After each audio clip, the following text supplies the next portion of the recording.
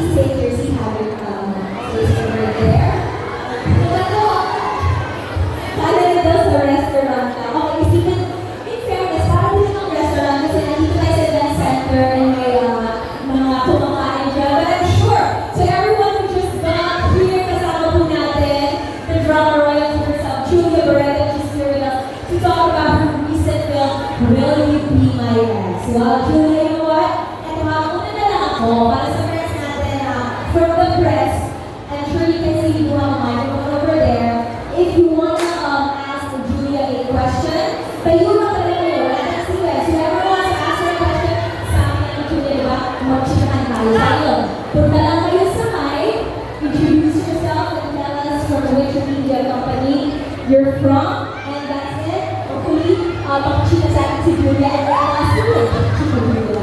Yeah, chikahan tayo. Ito naman lang si Siyempre, for the past years, since you started, you've done a lot of roles. Like, we've seen you grow from the beginnings and now you're taking big roles.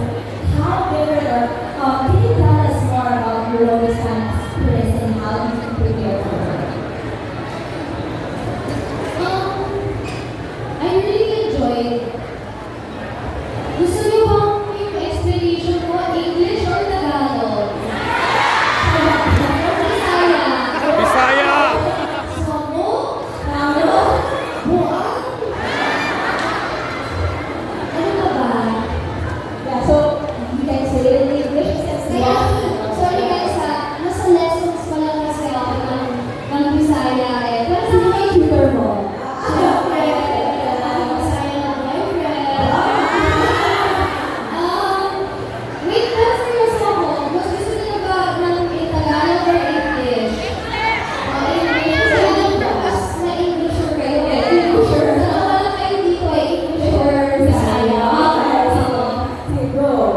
I really enjoyed playing Chris number one because I think sobrang unpredictable. Like, she was such a challenge because even ako habang on the set, I didn't know what was gonna come out from the scene. So, it was so exciting each time na natapang ako sa set.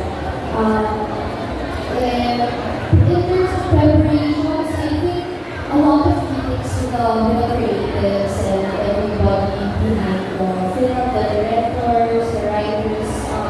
It takes a lot of communication to be able to achieve what we want to achieve.